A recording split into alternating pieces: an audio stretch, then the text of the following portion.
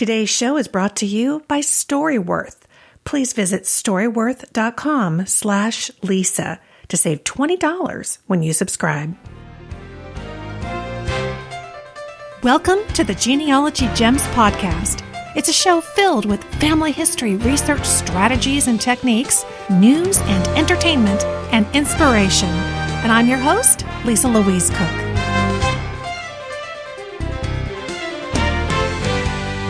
Hello, everyone, and welcome to Genealogy Gems podcast episode number 203. You know, if I had to sum up what I love about today's episode in one word, I think it would be variety. There's truly something for everyone today. I'll start with good news and fun mail, from DNA advancements to an inspiring adoption discovery, a wedding tip, and a brand new resource that can finally help you solve one of genealogy's most perplexing questions. And then you're going to hear from not one, but two special guests today. Dave Obee is a leading voice in Canadian research, and today he helps us continue a year-long celebration of Canada's 150th birthday. I haven't even found any Canadian ancestors on my own family tree, yet I found that what he had to say about the Canadian census was absolutely fascinating. And after our conversation, your DNA guide, Diahan Southard, is going to chat with Cece Moore from DNA Detectives about starting adoption or unknown parentage research. There is so much to talk about today. Let's jump right into it. First up, I heard from the Newberry Library in Chicago. Now, this is the place that hosts the Atlas of Historical County Boundaries Map website. It's an awesome website where you can go in and click on a state and you can see how county boundaries have changed over time. We used to have to look this up in a book. Now we can go to an interactive website and do this. It's really terrific. And they just put out a press release, kind of goes over some of the changes and updates. It says you can now view a base layer map that allows an overview of boundaries on top of cities, towns, and other geographic features. You can zoom in and out of the maps and expand the view to full screen. Select a date of interest from a drop-down box with all border change dates for that state, which is pretty cool, and view information about border changes in a hover box that changes as you hover over different counties. So, and just as a note, they have improved some of the functionality on their website, but I still think that using their data in Google Earth Pro is an even superior experience. Downloading their KMZ file into Google Earth Pro, it really allows you to use it in conjunction with your other genealogical data rather than separately, right? So their website is awesome, and you can work with it on there. But if you want to use it with other data and you're building data sets, maybe you've read about it in my book or watch my video series, you know how powerful that can be. You can download their entire data set as a KMZ file. And that's what Google Earth Pro, which is a free software program, that's what it can use. That's the file type it needs. So you just download it for free and pop it right into Google Earth Pro, and you will be able to work with it every day in conjunction with your research in all the places that you search as you do your research. So I'll give you links in the show notes, both to the updated atlas over at the Newberry Library, which is a really wonderful site, and I fully encourage you to go check it out. And I also have a free video on my website about using Google Earth and, of course, Google Earth Pro. Google Earth Pro has a few more features, but they both do essentially the same thing, and they can certainly be used for genealogy. So remember to check out those show notes. This is episode 203, and there you'll also find links and summaries to everything that we are talking about today. Now for some DNA updates. Oh, everybody's talking DNA these days, right? Both 23andMe and Family Tree DNA have had news recently. 23andMe has a significant new addition to its Health Plus Ancestry autosomal test. Now, this test retails for $199, and the health component includes personalized reports on genetic health risks, except that in the U.S. Food and Drug Administration, it's called the FDA, it was holding those up pending review. Well, the FDA has finally approved 10 genetic health risk reports that 23andMe can report to you, including tests for Alzheimer's, Parkinson's disease, and celiac disease, which is an inability to digest gluten. Genealogy Gems resident DNA expert Diahan Southard sent me some comments about 23andMe's news, and she says, this is the first such test available direct to customers without first going to your doctor. This is likely the first of many such developments as 23andMe works to make our own health history more accessible via our genetics. If you do pursue this kind of evaluation, it is important to keep in mind that genetic risk is just one piece of the bigger puzzle. And as with all genetic testing, of course, in the end, it's your decision. So be as informed as you can be. Head over to my blog. You can learn more about these tests, read some additional comments from Diahan, your DNA guide. Diahan's got another DNA update to tell you about. She's going to do that herself. This one is over at Family Tree DNA. Here's Diahan. Hello, Genealogy Gems podcast listeners. This is Diahan Southard, your DNA guide, with an update on your genetic genealogy testing company, Family Tree DNA. It's so exciting to see new or updated reports from our genetic genealogy testing companies. It's a good reminder of two things. First, that the results we currently have, especially in the arena of our ethnicity results, will continually be improving. Second, that once you test with any company, these improvements are added to your account and your results are updated automatically. Family Tree DNA is the only company offering a complete look at your mitochondrial DNA, the one that traces your direct maternal line. They recently updated the deep ancestral assignments for these mitochondrial DNA tests, called your haplogroup. The updates were based on scientific advances in the world of mitochondrial DNA and can sometimes give you a more specific idea of where your ancestral line came from. In addition to these mitochondrial DNA updates, Family Tree DNA has also updated their My Origins results as a part of your autosomal DNA test. Previously, your My Origins results broke up the world into 18 different pieces, and you were told your affiliation with each one. Now, with 6 new populations added, there are a total of 24. The changes include splitting 3 categories into smaller parts. For example, they're now reporting Finland separate from Siberia, as well as adding 3 new categories in South America, West, Middle East, and Oceania. Your My Origins results will now also include trace amounts, those percentages that are very low and therefore do not carry a high confidence. But many genetic genealogists wanted to see any area that may have been detected, and so Family Tree DNA responded. On the whole, are these updated results to your mitochondrial DNA and your My Origins results going to significantly impact your family history research if you've tested at Family Tree DNA? Likely not. The greater impact is just in the idea that these things can be improved and updated and changed, which means our experience will continue to improve and more people are likely to test. More people in the database means more possible cousins. More possible cousins means more genealogy breakthroughs and a more complete picture of our heritage, and that is what this is all about. The show notes have some visuals so you can see what the My Origins experience looks like. We also have a step-by-step tutorial with screenshots on how to access My Origins in your Family Tree DNA account. There's always updates to be had, and I'm here to bring them to you. Again, I'm Diahan Southard, your DNA guide.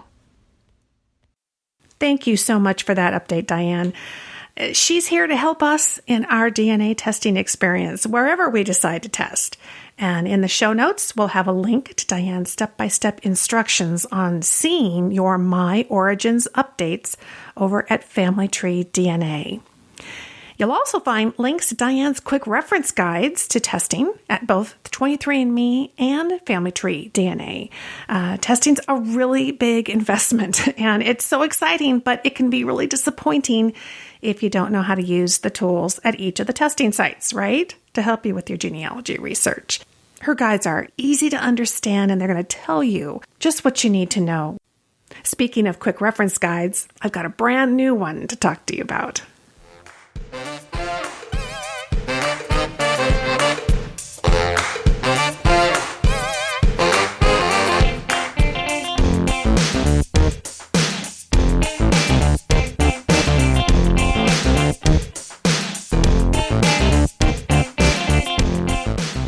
I want to take a few minutes out in this episode because we've got something very cool and very exciting to share with you that's brand new. And to do that, I want to invite Sunny Morton to the show. Hi, thanks, Lisa. We were at Roots Tech 2017 together. You presented a couple of actual Roots Tech classes. You did some in our booth, which I know many people watched over the live stream.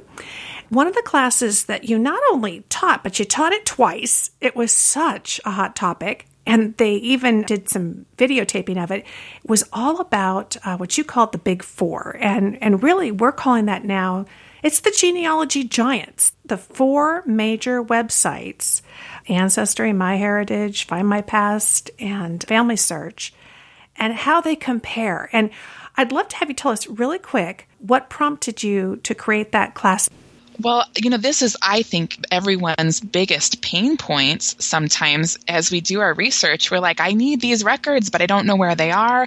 I'm not a member over at this one website because A, I don't think they have a lot for me, or B, it's expensive, or C, I just don't want to take the time to learn another website. So how do I know if this site has what I want without putting in the time or money to subscribe and become familiar with it?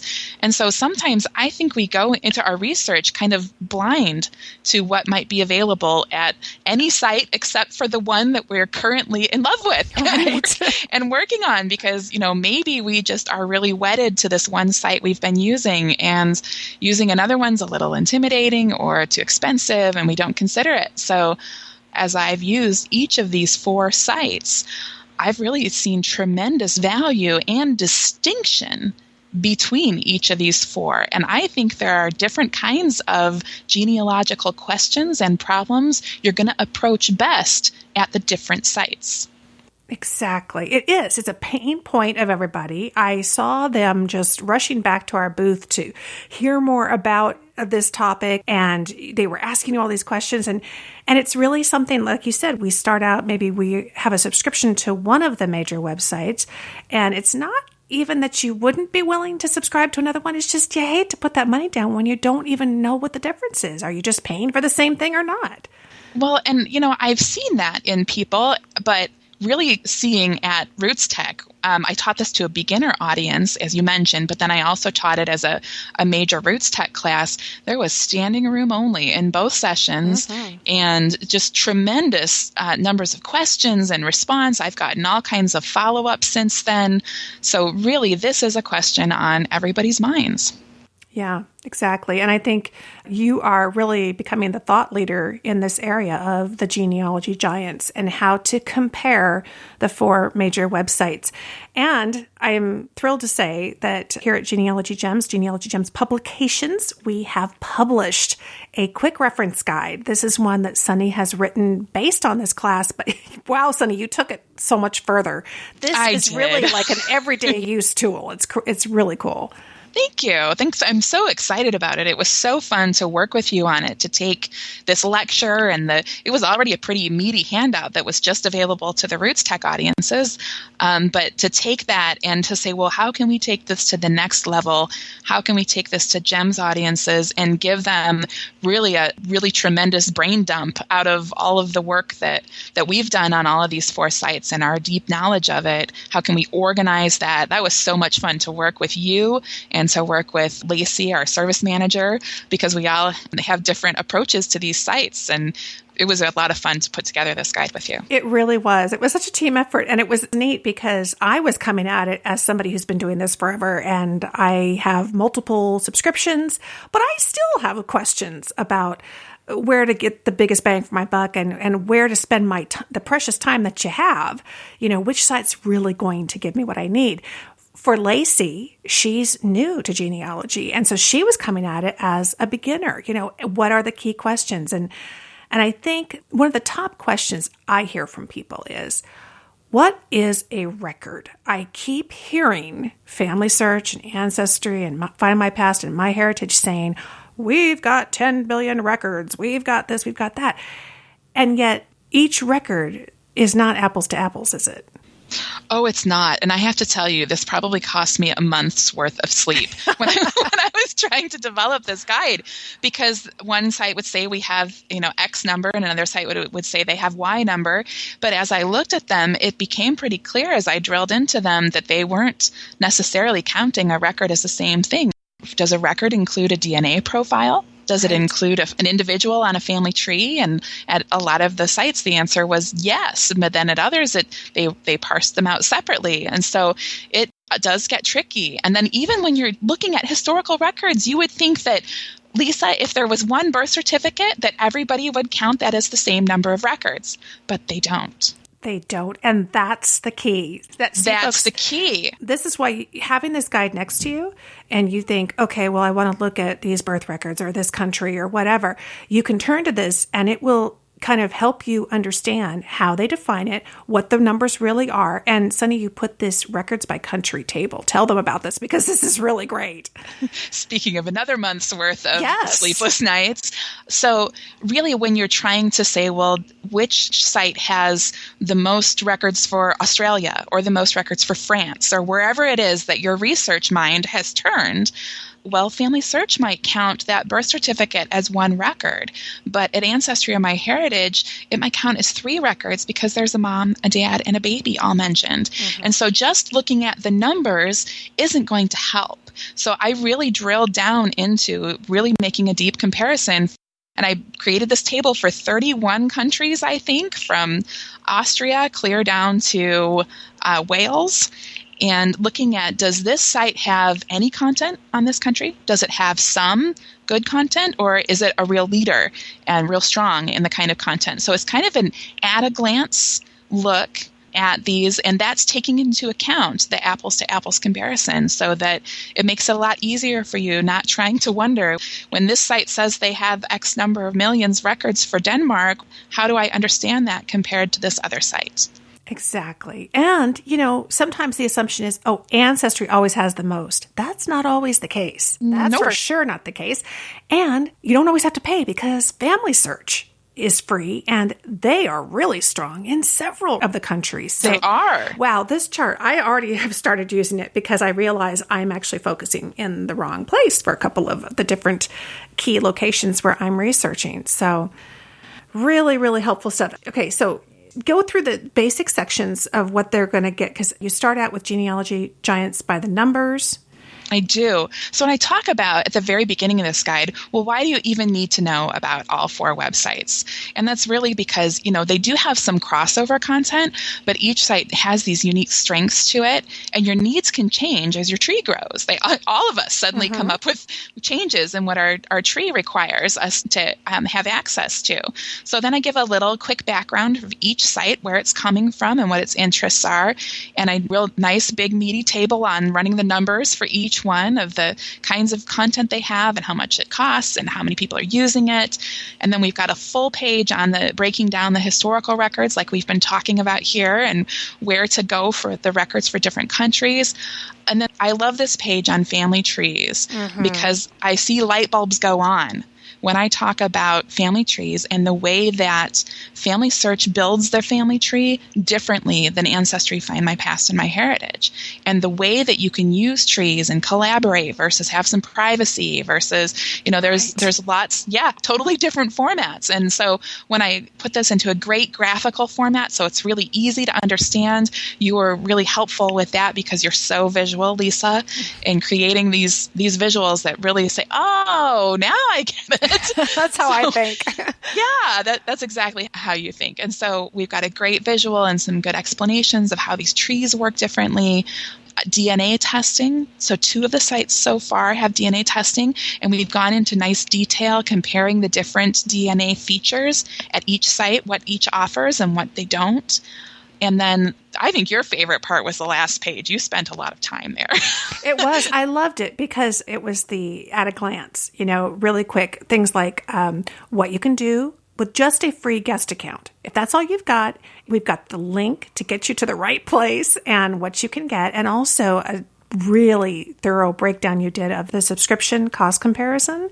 There again, we value our dollars as well as our time, and that is invaluable. But I have to say my favorite on the back was what we like and what you should know. about each of these, because that's really important, and it's something that you don't always hear. But I need to hear kind of what are the concern areas, what are the areas I need to keep my eye on as I work with each site, as well as what should I not be missing. And that is certainly the case with this. You just laid it all out. Well, and I think that's particularly valuable when you're starting to get more serious about a relationship with a site, whether you're going to invest more time into even just learning to use it at the library. They all have library editions available. And then we talk about ways that you can access the content on these sites for free. So with library editions, but you're going to invest time, you're going to invest money. And that's what that table is about. Okay, before you, like the big picture for what's at the site. And as you want to maybe strengthen your relationship with this site, here are the things that we love about it. And here are the things that you'll want to know as you create your relationship. If you're going to put a tree up there, or if you're going to use record content there, we want you to know that these things about this site. Mm-hmm. It really is, folks, I think, and this is why we devoted this as our next project and all the time that Sunny has poured into it. And Lacey and I tried to bring it forward in terms of some graphics and things that were really super easy reference. The end result is this Genealogy Giants, comparing the 4 major websites. And it's a 4-page guide. You can do it as a print one that sits by your desk, or you can have it as a digital PDF, which has all the hyperlinks in it too, which is kind of nice. You can click the link to get to where you want to go, the places we're talking about. And also, Sunny, I love that kind of the last minute we did color code so that if you, let's say right now, only have a subscription to Ancestry, you can jump around and look for the green text, and you can just jump straight to the information about what you can do with Ancestry. Right. Well, we'll have a link in the show notes to this in the store. And congratulations, Sunny, because there's nothing like it. And like I say, you really, truly are out there as a thought leader on this area of comparison. And it falls absolutely in line with something that I am personally passionate about, which is we as genealogists need to empower ourselves to make our choices. It's not always just jump on the bandwagon, but it's really that your family history research is personal, and it's so important. And it's important that it's done in the right way. And this guide really helps put people in the driver's seat of their own family tree. I absolutely agree. It's the kind of reference guide that you're going to come back to over and over again. Yep. And if you can also learn more about it and watch Sunny's video, go to genealogygems.com/giants, and you'll find all the great information there. Thanks, Sunny. Thank you.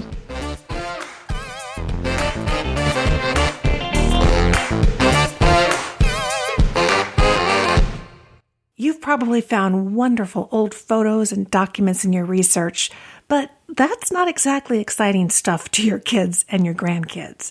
The truth is, the non-genealogists in our families aren't captivated by the same things we are, but you can change all that with Animoto.com. Start creating fabulous videos about your family history that they won't be able to resist. And you don't have to have any special skills.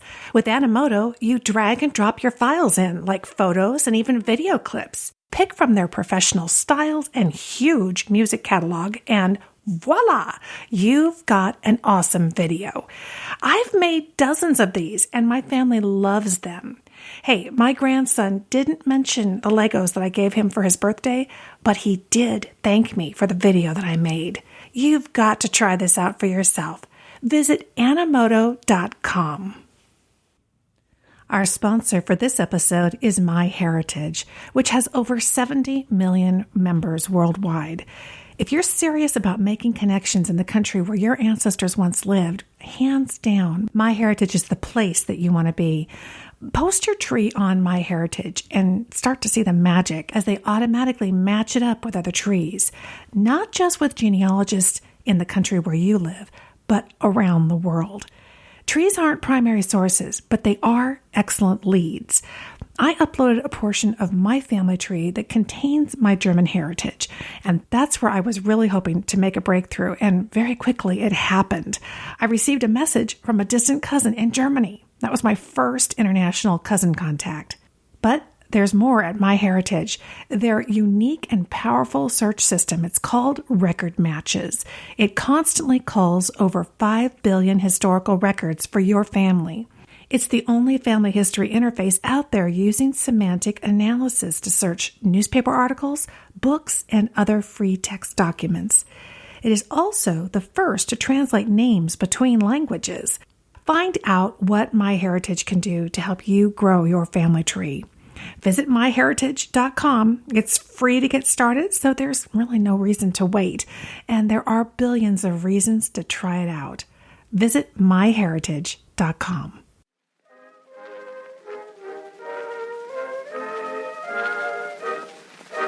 Bring me a letter from my old hometown, one with some jokes from my old pal Jim Brown.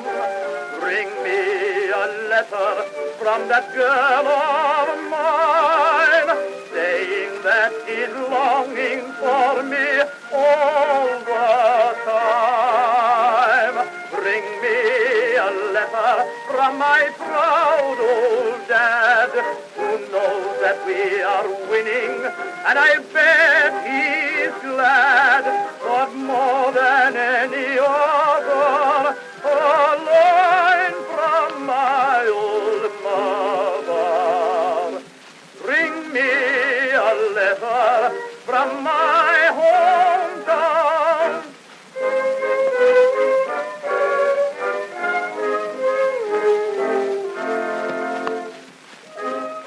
After all this great news, it's time to move on to the mailbox, where we will start with some pretty great news from Liz. She writes, "Dear Lisa, I wanted to thank you for your part in a major milestone of my genealogy research. You motivated me, educated me, and shared many wonderful resources throughout hours and hours of your podcasts. After listening to you talk with Diahan Southard a few times, it finally dawned on me that I should contact her to help me better understand DNA and its impact on my research. Here's the story as it unfolded for me.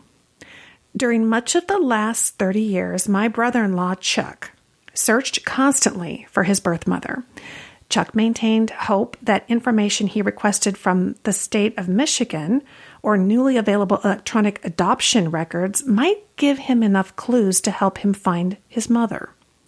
6 or 7 years ago, Chuck was disabled by a stroke, and a few years following the stroke, vascular dementia robbed him of his ability to continue the search for his mother. In January 2015, we were able to get Chuck, despite the dementia, to spit in the test tube and provide a DNA sample. Little did we know that he would be dead by Thanksgiving. As I wrote Chuck's obituary, I realized I could offer one other piece of assistance to Chuck's widow and children. I offered to continue his quest to find his birth mother. After gathering the limited detail that we had, birth date, location, possible mother's name, and age, I began my research in earnest.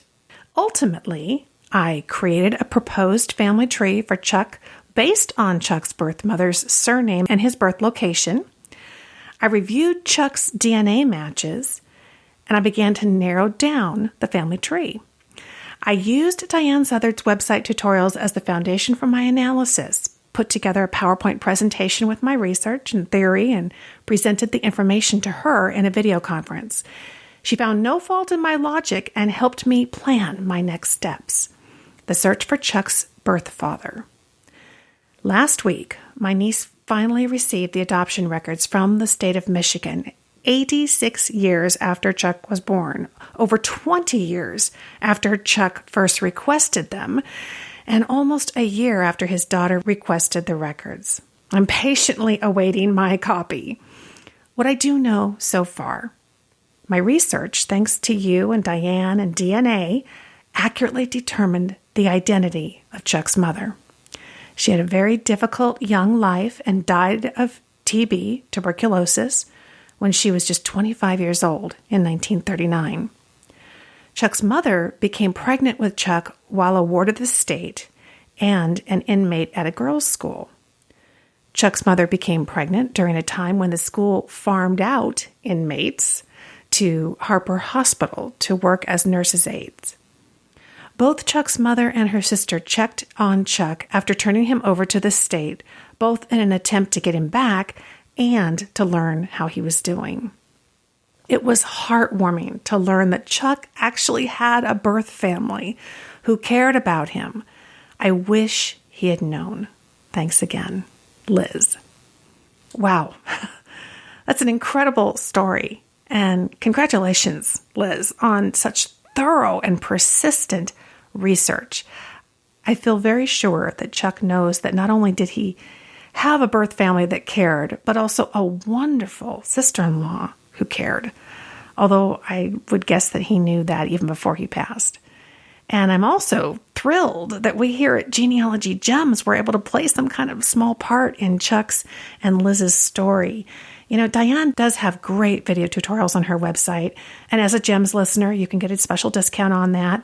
And of course, you'll find a link to all those in the show notes. Diahan does do these one-on-one consultations too, just like Liz did. And Liz isn't the first person out there to rave about those. So thank you for writing, Liz. That's an amazing story. And wouldn't it be nice to think that maybe he and his mom are meeting up in heaven? That would be kind of nice. Here is a quick email from Shane following up on an email I shared last month about an erroneous reference in Stephen King's novel to how a character found 1950 U.S. Census materials. And he says, just a quick note about the novels of Stephen King, if you're not familiar with or a fan. Although some of King's novels revolve around well-known events, such as the JFK assassination, many of those novels do not, strictly speaking, take place in our specific universe. Rather, they take place in a universe related to and similar to ours, but differing in some details. Often things that look like a lack of research, things that would be off, are actually clues that the setting is slightly off from our own. He does this on purpose, leaving breadcrumbs in the text. If it was a different author, I'd tend to agree that he or she was just being sloppy on this point, but knowing King, it was on purpose. Keep on putting out those gems. Interesting, Shane, an alternative universe maybe. Hey, that could be, and I suppose, it's all in context, isn't it? I haven't read the books myself, so I don't know, but thank you for the input. That's always good to know. And here's another quick item. This one is a thank you from Escarlata posted on the Genealogy Gems Facebook page, and I got to read it to you. It says, I listened to episode 201 today while shopping. Oh, I love that. Shopping and genealogy together. Oh, fabulous. Okay, the segment on the 1940 census included an explanation of the reason for pages 61 and 81. Imagine my reaction tonight as I was extracting data for a collateral family and found them on page 61B, like boy. I knew what it meant. Thanks to you and Kate Ekman. Thanks. Ah, wonderful timing. That's really cool. I am so glad it could help Escarlata. And, she's talking about that Kate Ekman, who's one of the professional genealogists over at Legacy Tree Genealogists, they do lots of fantastic professional work over there, researching people's family trees. She wrote a post for us and was talking about you can't just look at the one page, page 61. There might be another page. You got to keep scrolling, right? I'll link to the article in the show notes so that you'll take advantage of that if you haven't read that yourself. And of course, be sure that you are on the Genealogy Gems newsletter list, because in the newsletter, we publish all these awesome articles that are going out each week with tips just like this that can help you find stuff that you need. So head over to the website and sign up for the free newsletter. You'll even get a free little Google cheat sheet when you do it. So that's kind of an extra bonus. And I've got one more short email with a great idea in it for spring's wedding season. It's from Ian, who says, my daughter and her fiancé did something I have never heard of. Before their wedding, they started an online family tree and invited each family member to add what they knew to the tree before the wedding. Maybe you've heard of a couple doing this before a wedding, but it was entirely new to me. And I've been to a lot of weddings. I am a minister. Oh, yes, I imagine he has. It was great because precisely what everyone does at a wedding is to share family stories. Terrific tip, Ian. Thank you so much. Hey, if there's a wedding in your life, head over to my Pinterest page because I've got one. It's the board on Pinterest is incorporating family history ideas into your wedding. And there are some beautiful ideas over there too, along with this terrific one about starting that tree ahead of time. We will link over to that Pinterest board in the show notes. All right, well, I can't wait to get over to our first guest, and that is the incomparable Dave Obee, who I know if you live in Canada and you are a genealogist, you are familiar with him, but I think everybody will get a lot out of my conversation with Dave.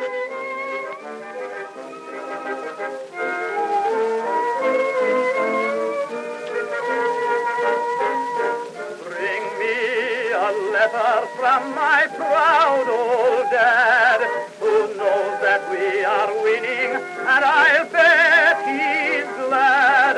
But more than any other, a line from my old mother.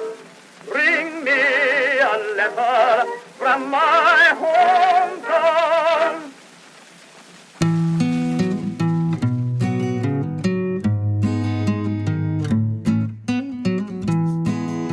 Now, I've got to tell you, when my daughter Vienna was born, I bought one of those books. It was a hardcover book, and it said, What Grandma Remembers. And I gave it to my mother-in-law and asked her to fill it out. And, I was all excited about having it for the new baby. I got it 25 years later. I'm not kidding. And bless her that she filled it out and she got it to me as she was cleaning out her house and moving into a smaller place. It was a long time coming, but I was really thrilled to get it. And yet it's difficult because it's in a single book and nobody else gets to look at it unless I can share the book with them specifically. Well, Storyworth just fixes all of this.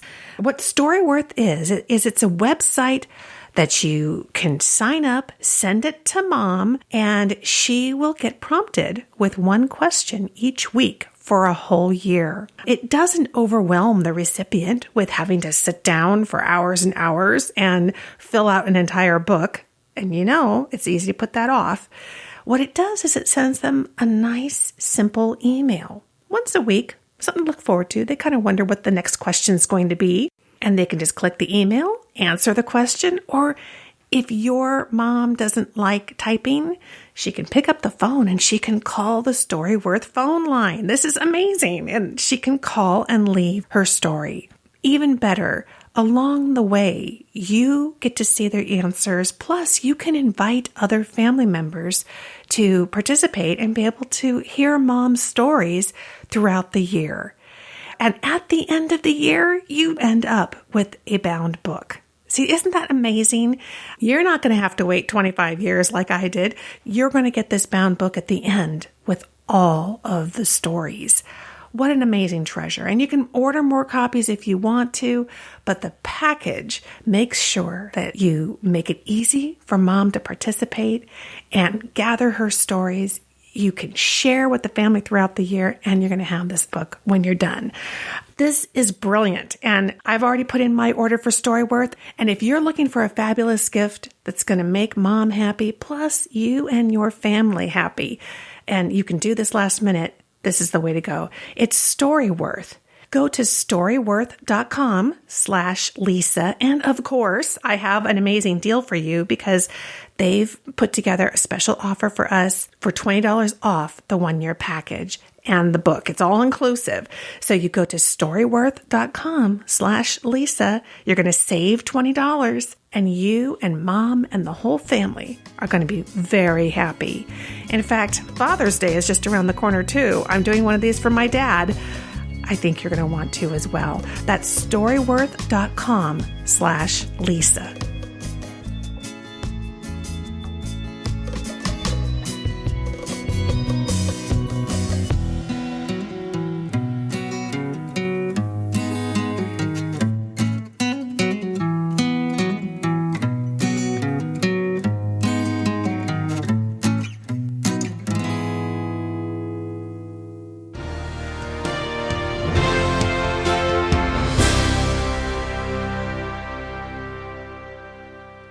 I'm a firm believer in taking responsibility for the life and future of my genealogy data.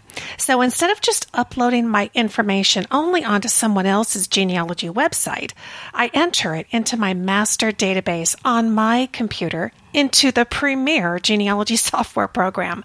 It's Roots Magic at rootsmagic.com. Genealogy software is Roots Magic's primary focus. It's not just a sideline. And I continue to be really impressed by their free online training videos and all the rich features they add. And here's the latest.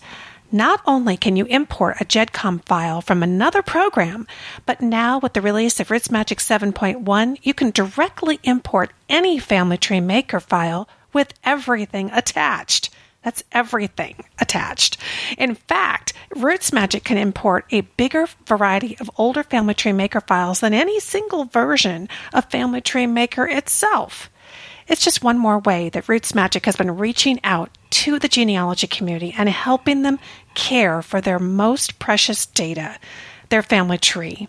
And there's even more to look forward to this year because Roots Magic has announced an agreement with Ancestry, and later this year they're going to be able to synchronize your family tree with Ancestry the same way that Family Tree Maker did.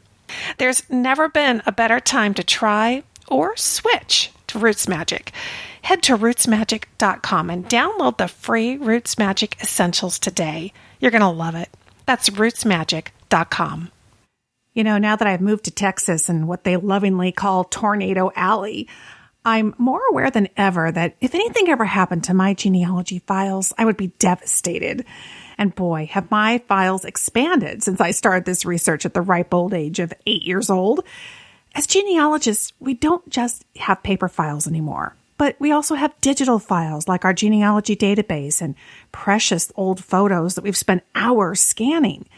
No matter where we upload our family tree or anything else relating to our family history on the web, the responsibility for the total safety and security of our files lies with us.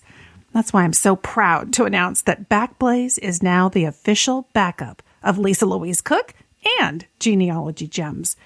For the past few years, I've been researching and I've been test driving backup services, and hands down, Backblaze is my choice.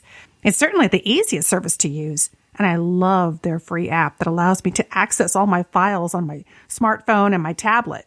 Plus, it backs up everything, including my video files. Yikes, I didn't realize before looking at Backblaze that other services skip over backing up videos. So don't wait another day to ensure that all your files are safe and secure. Back them up like I do with Backblaze. Head to backblaze.com/Lisa and scroll down. You'll see my smiling face there and a great offer. Just $50 for a year's peace of mind and the best cloud backup around. Go to backblaze.com/Lisa.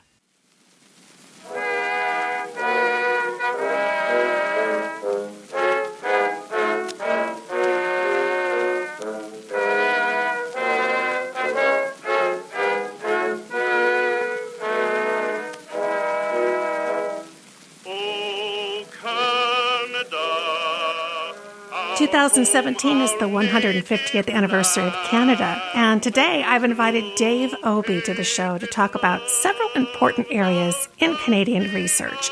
Now, Dave is the editor-in-chief of a daily newspaper. He's the author of a dozen books. He holds an honorary doctorate thanks to his work with journalism, genealogy, and history. He's certainly an international speaker. Our paths have crossed many times. And he's a board member of Canada's National History Society and a member of the Services Consultation Committee for Library and Archives Canada in Ottawa. And he's my friend. How are you doing, Dave? I'm good. How are you?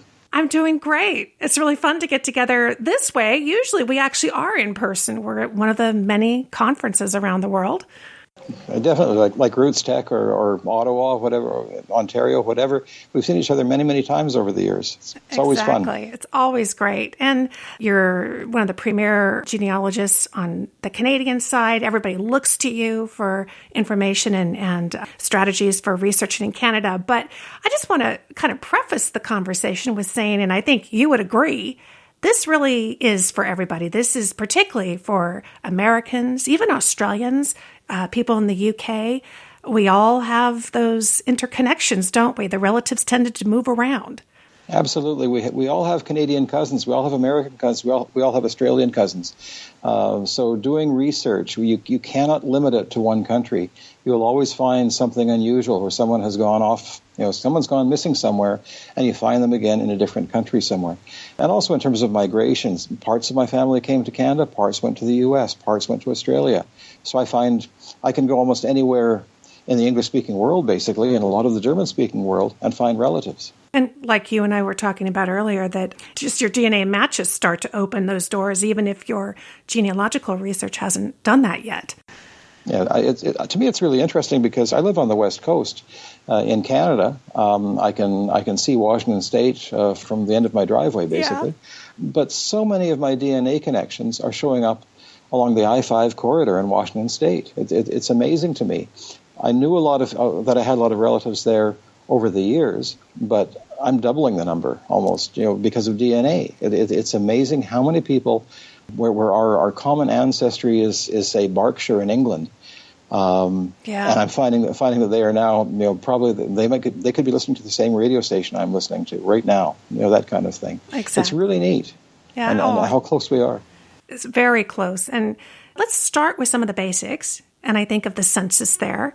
And I know that you wrote the book on this. I mean, literally, it's called Counting Canada, A Genealogical Guide to the Canadian Census. So can you give us just kind of a quick background? When did it begin and kind of how has it evolved over time?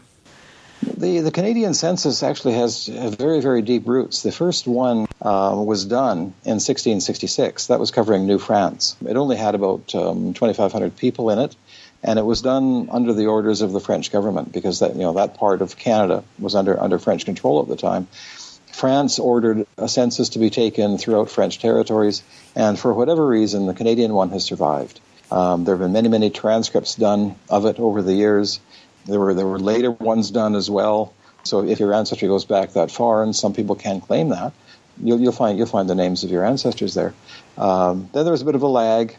We had different colonies that made up Canada having their own census enumerations over the years. It started to get much more organized in the middle of the 1800s with censuses in Manitoba, Ontario, Nova Scotia, and so on. Some of the most comprehensive ones I think I've ever seen are Nova Scotia censuses from that time period because, especially with the agricultural returns, they asked upwards of 50 pages worth of questions. And the vast majority of people didn't have to answer all those questions because it was very specific to crops or to livestock or whatever. When Canada came into being in 1867, it was basically made up of the southern part of today's Ontario, the southern part of today's Quebec, as well as Nova Scotia and New Brunswick. And the first census was done in the new country in 1871, and it included those areas. By 1881, the country had expanded considerably. So the census included the prairie provinces, Alberta, Saskatchewan, and Manitoba, as well as British Columbia, as well as Prince Edward Island. So that was sort of the start of sort of the modern-day census showing modern-day coverage. It's a census every 10 years. But since 1906, there's been a midterm census on the prairie provinces, and that lasted until 1946. Since 1951, the census has been taken every 5 years in Canada. And that's pretty much irrelevant to us because we have a 92-year release on the census. So the 1921 census is the last one we can use at this point. The 1926 census for the three prairie provinces should be coming out next year. Is there debate on changing that rule? As I recall, last time I was in Canada, there was conversation about that. There are a lot of concerns over the census right now. For years and years, it was consistent. The questions changed a bit with the times. Like during the Depression years, for instance, the census asked more questions about employment and money and that kind of thing. And at one point, there was even a question about radio, whether you owned a radio. In 1971, they introduced what they call a short form census, where some people had to fill out a long, the regular length census. Others were given a shorter version. The idea being that we can extrapolate from the shorter, from the 20% doing the long one, we can extrapolate from that how the others would answer, et cetera, et cetera. We still had the questions by name. But in recent years, there's been a lot of debate about this, whether a census is even required anymore. For a while, we had effectively a household survey as opposed to a proper census. A lot of people are choosing not to fill out the census. And there's basically an opt-in or opt-out question about whether the information that you fill out will be available down the road in 92 years. If you don't check a certain box, it will not be available. And the argument basically is that it should be the other way around. If you don't check a box, it will be available. If you don't want it made available, don't check it. Yeah. You should be able to specify that you do not want it open. And so there's always a debate over this, always a struggle to keep this up. I don't know how much longer the census will last in Canada, simply because there are so many other ways now for the government to get the information. Like even the voters list is being maintained basically through tax records now. Right. So do they really need to have a count? The reason that we have a census in the first place is to decide representation in Parliament. And do we really need to have a census for that anymore? The tax returns will tell us the same thing.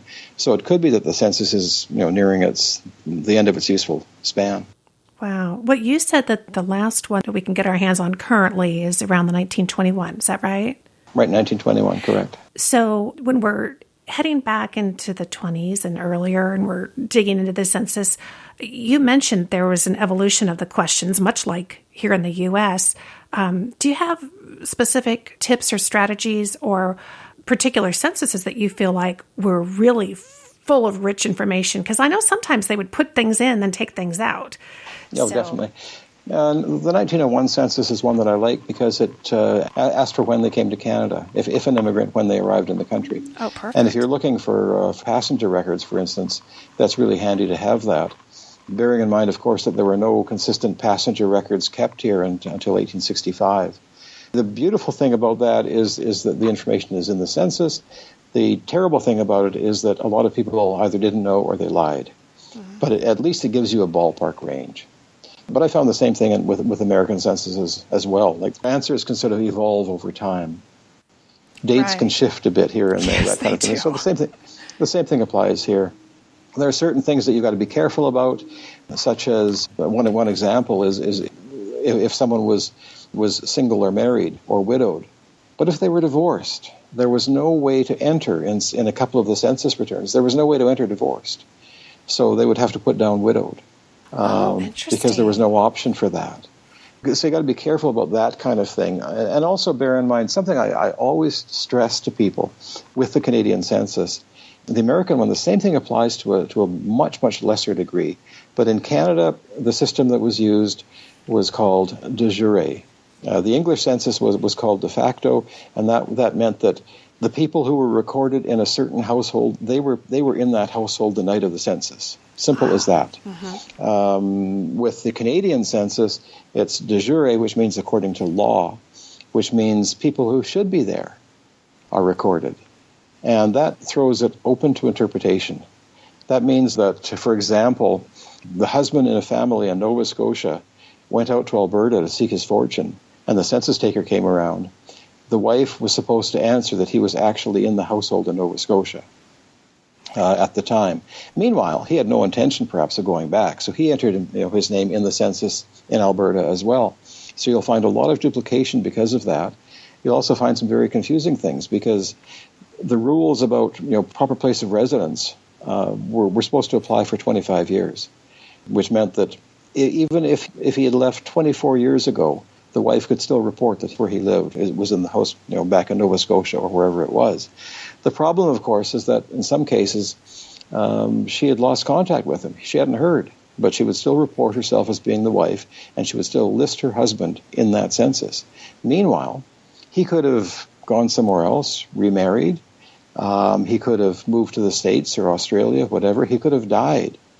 So it's entirely possible because of that our census includes people who are dead, who are not in Canada. So you have to be careful. Like take the census as being not gospel, but just sort of another source of information. And double check and triple check. I ran into a problem a couple of times with my own family. I'd find someone in the census But I had previously found a death certificate for that person before the census was taken. And I said to myself, well, this can't be my person. This death certificate cannot be right because I found him in the census. I know he was alive on this date. And the thing is, no, you don't know that. Very good point. And there again, you're touching on ideas where this could very much affect somebody who is researching in Australia, who thinks they're looking at one person, and then they have them pop up in a Canadian census, and it kind of throws everything into a tizzy. And you're really talking about understanding the rules for the enumerator at that time. And I know here in the U.S., I can go to census.gov and I can research and look up the actual enumerator instructions, which I've done several times over different censuses, to make sure that I understand when I see a tick mark or I see a column that I'm thinking the same thing they were told was the case. Is there an equivalent like that to census instructions available in Canada? There are some sources like that. They're tough to find, but there are some that are available. I believe going through archive.org, you can track down the census enumerator instructions for Canada. I did that several years ago, and I've lost the memory of where I found them. But I did look them up. Another great source for that kind of thing, like that's the official answers or questions, whatever, of the instructions. Another great source for that kind of thing is the newspapers. Because before a census was done, there was always information put in the newspapers about the coming enumeration. And I found a lot of stories there explaining things like the rules for de jure and so on and so on. This is what's expected, and over and over and over. So in the book that I did, I quoted extensively from newspapers, getting information from those sources in terms of how to use the census and what the questions were all about. And that's what makes that book so incredible, folks, is because of the depth of sources that Dave used in putting this together and giving us all the background, because it really makes a difference as you work with these records. And also, Canadian census returns have the headings in French and in English. And you would think they would be the same. So when I did the book, I actually translated every single heading on the forms from the French into the English. And what I found was that there were several years there were slight variations. So the question that is being asked in French is not the same as one being asked in English. And that's why I put in the book all of the English translations for the French, just to remind people that, hey, things could be different here. Oh, great point. You know, Library Archives in Canada, they have the census. We had Claire Banton on in episode 199 of the Genealogy Gems podcast, and she was talking about their records there. I'd be interested to know, I see some differences between Ancestry's kind of search portal and the Library Archives Canada. Is that where you go first? What can you give us as far as some tips on best ways to access the census? I generally use Ancestry first, but I don't see it as being the only one. There are different indexing work has been done by different organizations, and as part of the deal that Ancestry has with Library and Archives Canada, Ancestry has to provide to Library and Archives Canada a copy of its database. The full index is shipped over there. Then the idea is it goes for free onto the Library and Archives Canada website. The reason that there's a time lag there with different releases is that the people at Library and Archives Canada are going through and double-checking and just confirming that all the names are correct, and sometimes they do find names that have been mistranscribed, and a lot of them are French names, to be honest, where the ending of a surname, like if it's an EAU, might look to someone else as EIN, for instance, or AIN, right. That kind of thing. So a lot of variations. That'll cause a lot of problems if you're doing research in say, those areas. And, of course, there are a lot of disagreements in terms of how to read some Eastern European names. There are different family history sites that have information on the census that have done a lot of this stuff. Family Search has done a fair bit. But for the most part, Family Search is using the same database that Ancestry has. There's slight variations. It's based on the same thing, slight corrections there. One of great interest for Canada for 1901 and 1911, it's a site called Automated Genealogy, because that one was done not by people somewhere offshore. That was done by volunteers in each individual area. And as a result of that, people who are in some small town in Alberta doing the census index are familiar with the names. So they actually can look at the name instinctively and they know who that is. Does that make it more accurate? It certainly does. I've tested a variety of different areas, comparing Ancestry and automated genealogy. And one case in an area of Montreal that is primarily, the people there are French and Eastern European. In this one page in the census, there were 50 entries on the page. Ancestry and automated genealogy agreed on 7 of the 50 names. Wow. So 43 names they didn't agree on, which I think is huge, because if you can't find someone on one census site, you try another site. It's as simple as that, and you might find the person somewhere else. Always, even in English research, like I've got subscriptions to find my past and Ancestry and so on. If I can't find someone here, I go somewhere else. So if not finding someone on, say, Ancestry in the census site there in Ancestry, you can't say that they weren't in the census. What you can say is they aren't in the Ancestry transcription of the census. Well said. It is a point that we drive home in lots of different areas of genealogical research here, because even just search engines, the OCR is different. Like you said, transcribers are different, indexers are different, and knowing the background of who's working behind the scenes makes a big difference. So I'll include links for all you folks listening to all the different sites that he's been mentioning.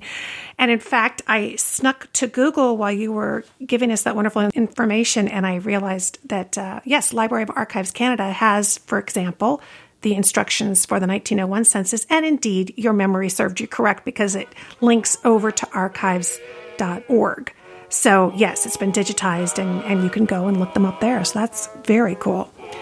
Dave Obee, thank you so much. It's been too long. We had you on YouTube on a video that's done really, really well, but it's so nice to have you here on the podcast. Thanks for taking the time out. Glad to be here.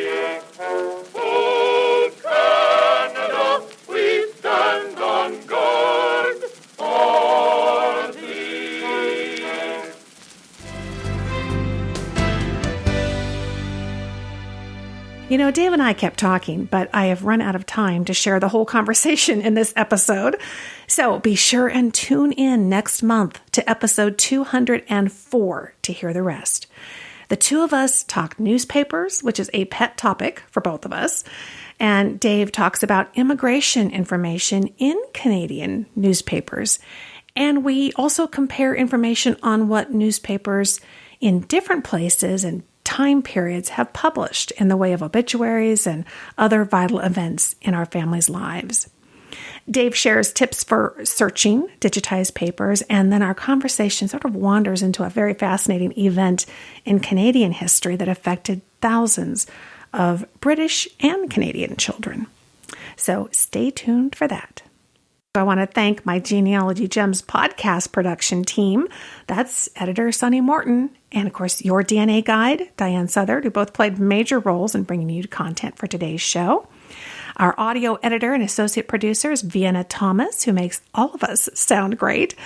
And Genealogy Gems happiness manager, Lacey Cooke, keeps me connected with you, and she makes everything run so smoothly behind the scenes.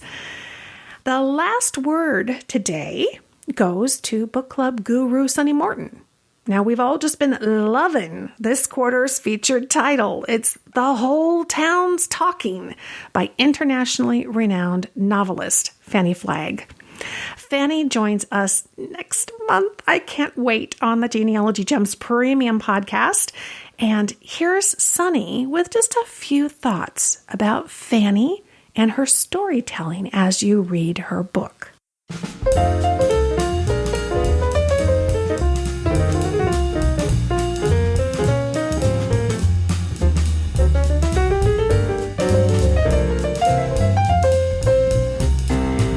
For today's Genealogy Gems Book Club segment, Lisa asked me to share something I love about The Whole Town's Talking. I'll tell you in a nutshell, Flagg's storytelling style. It's so easy and fun to read, but there's something even better about her for family historians. In the first part of The Whole Town's Talking, we get to know Lorder Nordstrom and the town he builds.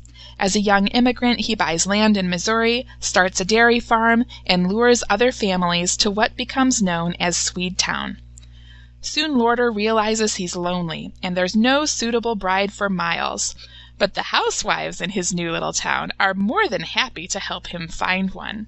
They encourage him to advertise in Swedish American newspapers, and they swoon with delight when he gets a letter in response. It's from a, quote, 24-year-old Swedish lady of the Lutheran faith with skills of cooking, sewing, and gardening, and a good nature. Katrina comes to visit Lorder in person, and these ladies outdo themselves with efforts to make Lorder and their entire little community totally irresistible to Katrina. Lorder and Katrina have a sweet and nervous courtship, and we fall in love with them as they fall in love with each other. I don't think it's a spoiler to say that after some hand-wringing on both their parts, they marry. I won't tell you what surprising event disrupts their wedding night and prompts the narrator to say that the couple, quote, learned that the very best way to start a marriage was with a good laugh. So here's something Fanny does as the narrator that I just love. She tells their story with all these details and dialogue that makes them so likable and relatable, like Fanny's a photographer catching them with a close-up lens. But then it's like she backs up her narrative camera, so to speak, to catch a wider view, the historical context in which this fictional couple would have lived. As the narrator, Fanny comments that Lorder and Katrina were like many mail-order couples who sought each other out during this period of great change and movement in American history. And I quote her here. On both sides, it was a desperate game of chance, but surprisingly many marriages did work out, and the results helped populate the country with a hardy and adventurous stock. People were willing to travel anywhere, sacrifice anything, to own their own land, to be free and be independent. Fanny is writing fiction, but she's writing within a real historical world that she researches and loves to bring to life. We can learn from her when it comes to writing our own family history. We can paint the narrower portraits of our ancestors' lives across a broader canvas of history. In the show notes are links to articles about researching the historical context of your ancestors' lives.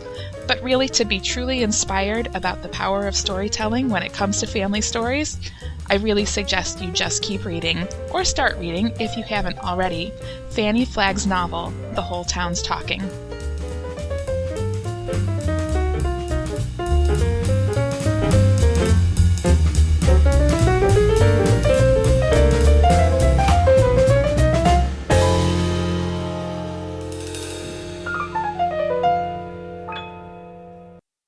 So what did you find in today's show that you think will help you? That's what matters to me. I want this to help you, and I'd love to hear from you. See the show notes for my voicemail phone number and the email address if you have something to say. We'd love to hear from you. We'd love sharing it here on the show. And of course, you can learn more about me, Lisa Louise Cooke, and Genealogy Gems over at genealogygems.com. And hey, if you have a seminar you are thinking about putting together for your genealogy society, I'm available. I had so much fun at the Quad Cities seminar we did last weekend in Moline, Illinois, and I traveled the world, and I'd be happy to travel to you. So if you are a Genealogy Society board member and you think that having me at your event would be fun and we'd have some fun together, I know we would. Get in touch with me, and you can find more information at genealogygems.com, and just, I think you just click on seminars and you'll find everything there. Thank you so much for listening, friend. I'll talk to you soon.